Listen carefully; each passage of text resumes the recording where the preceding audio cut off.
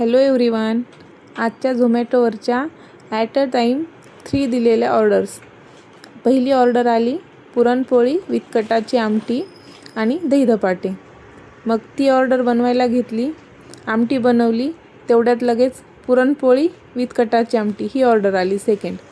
आणि मग तीही ऑर्डर ॲक्सेप्ट केली आणि पुरणपोळ्या गरम बनवल्या आणि आमटी पोळी ही ऑर्डर डिलिवर्ड केली.